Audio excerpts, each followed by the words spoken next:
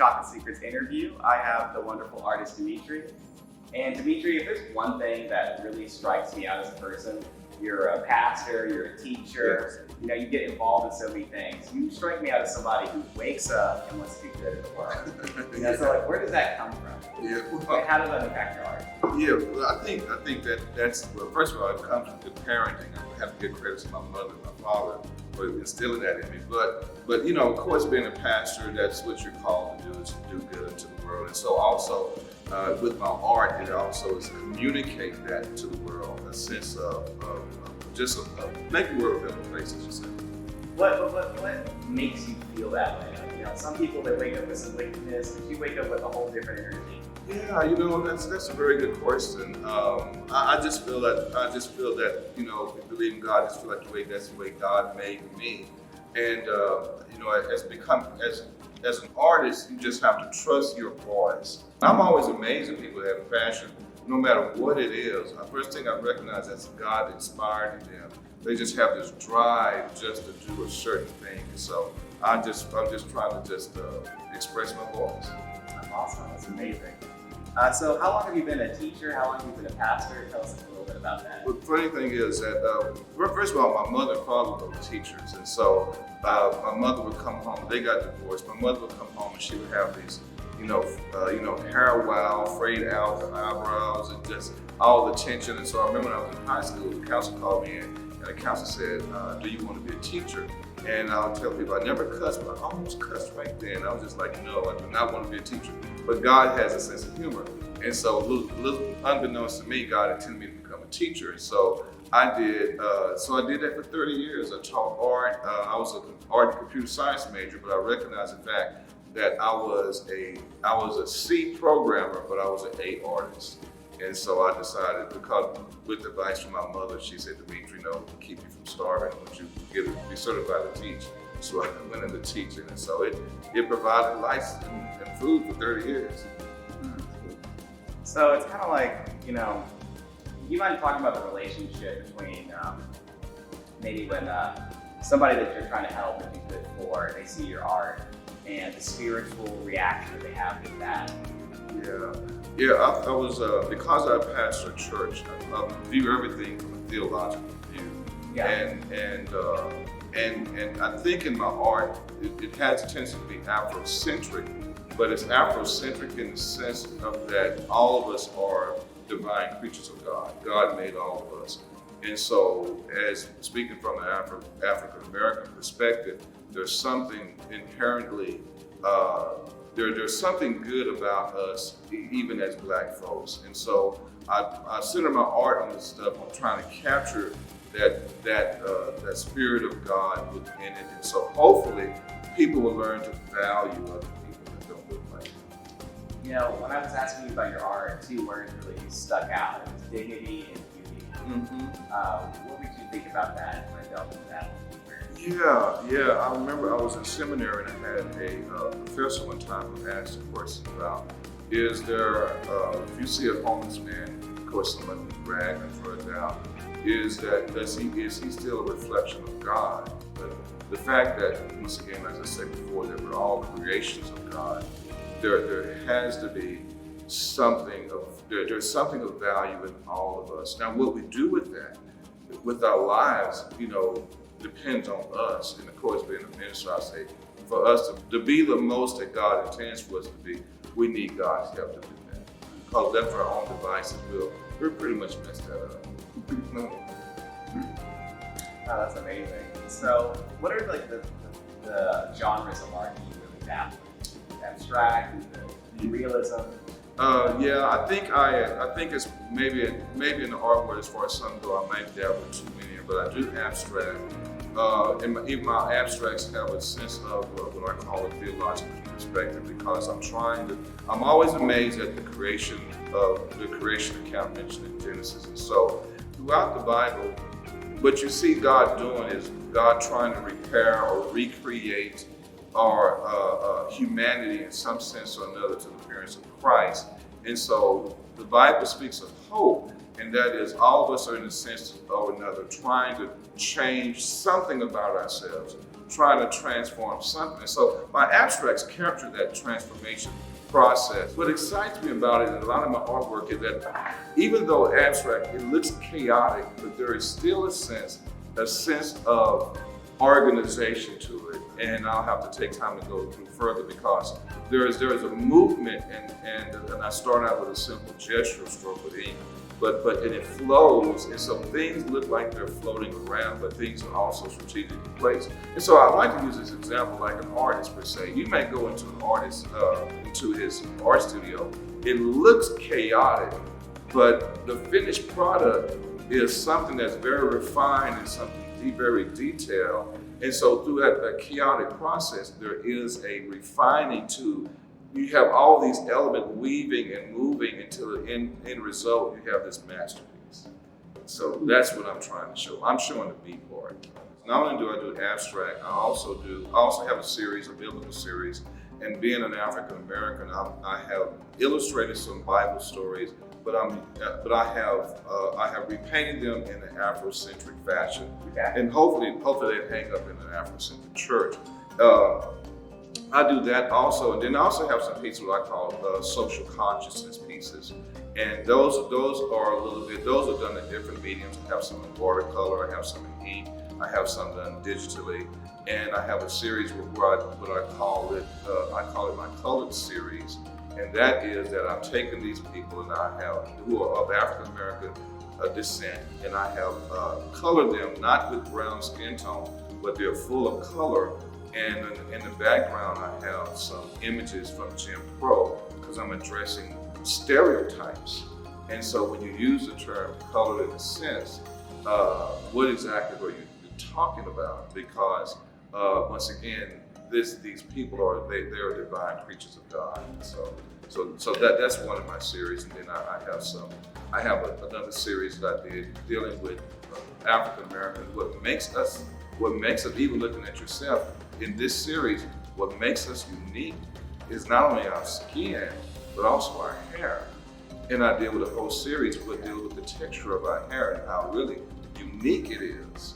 And once again, I relate that to God because God made us like that. I have a couple pieces where I have African girls where they have the Bantu knots. I love Bantu knots because that's so African.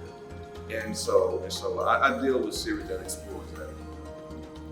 What does God mean to you? He's absolutely everything. Everything that is because in seminary I've always liked to delve with the creation of the universe, and that is every design requires a designer. And I don't want to get into theological, but there has to be an existence of God because there's nothing that exists without a creator. And so things just don't randomly happen. And so in that sense, I think we're all just trying to find our way to God in some sense or another. And God is patient with us. He's sitting back and waiting for us to make that discovery. In terms of being a pastor, you're bringing people together. There's always, Sunday comes around and you have a room full of people, and you're bringing your idea of God and your love, and you're bringing it all together. Art is kind of similar. You're bringing all these people together and you're showing something that's internal that only you can see. How does your sense of community and your sense of inclusion and bringing people together, how does that impact your art? Yeah, I think if I understand your question right, it's two different. It's like two different stages. On a Sunday morning, you're bringing people together, and my responsibility is to take this Word of God and to interpret it and to make it relevant to the people who are coming in there. Because people in 2021 do not care who the Jebusites were.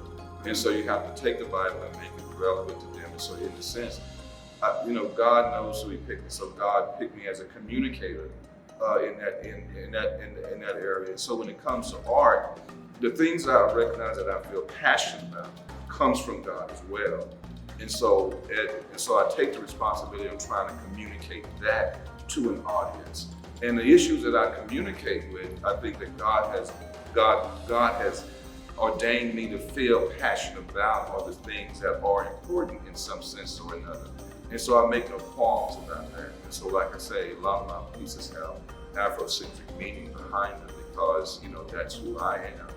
And that's a responsibility that God has placed me as an artist, I should say. So, where did you grow up? Where's your influences come from? Yeah, I grew up in Fort Worth, Texas. Texas. Yeah. In Fort Worth, my mother and my father, mostly raised by my mother. Like I said, they got divorced when I was in the 6th grade.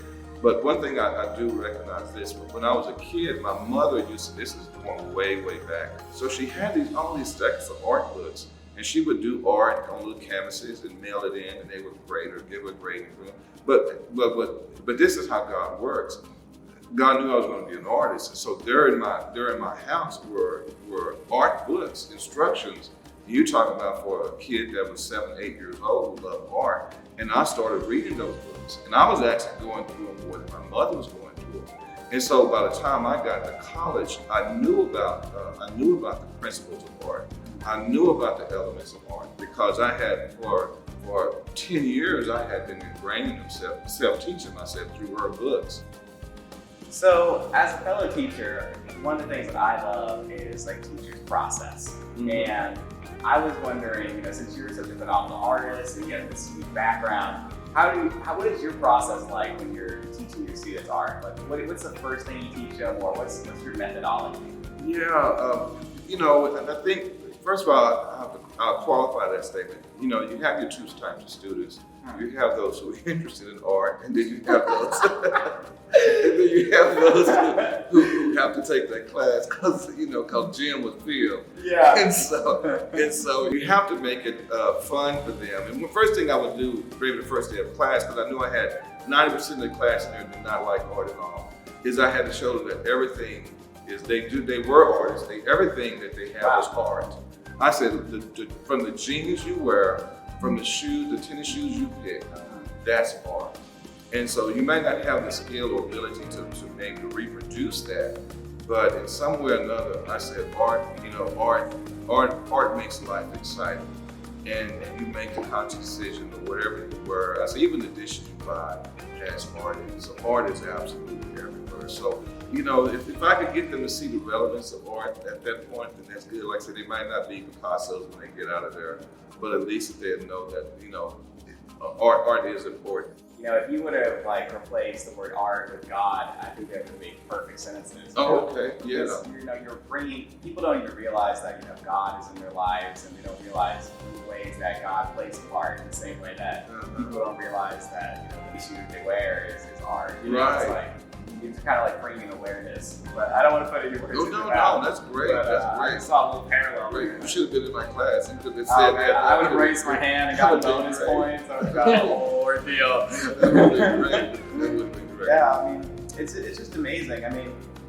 You're bringing art into these people's lives, and my dad would always have, he has this quote, he says that the universe is art, and then when you look at the stars, the stars are dancing as they twinkle, they blink in intervals, and you're kind of showing people I was really fascinated by that response. The first thing you wanted to show them was that art is bigger than what they intend. Yes. Yeah. What they perceive. You're right. We talk about the master artist, and golly, who can compare to God? A beautiful sunset. I believe there's a scripture verse that talks about, look at the lilies of the field. Even Solomon, all of his glory was not arrayed like one of these. And so you just talk about the beauty that is. So God isn't. People don't realize that God is an artist. God is an artist. And what's amazing to me, you get me talking. I'm gonna keep it short, but you get to that. I use my rabbit theory. Now, you know what my rabbit theory is? My rabbit theory is simply this: there's not a person alive who don't think a rabbit is cute. You know what I'm saying? It's a perfect rabbit. And so, what is it in us that you and me, different people we might just met, but we recognize that a rabbit they're very cute. Is cute. Yeah, that's perfect. and so the God element comes in that there's a commonality to all of us that we recognize cuteness. without even, we didn't go to a meeting, we didn't email each other on defining what cute was. Yeah. But we know it when we see it. And to me, that's, so when God makes a beautiful sunset, you don't have to take a class to know that the sunset's beautiful. Wow. You know, you don't even have to read a Bible verse to know that that sunset's beautiful. And so God has put that in us, that we can recognize Him in some form or another. And so who doesn't look out at the galaxy and says, oh wow, that is absolutely beautiful. Yeah. So God is an artist. Well, I think that's amazing, man. God is an artist. I think that we can end on that. That's a really beautiful statement. Oh, thank you. Thank you very much. Yeah, thank you for coming by, and we're gonna have Demetri's art up on September 4th, and thank you so much for You're your welcome. time. You're welcome.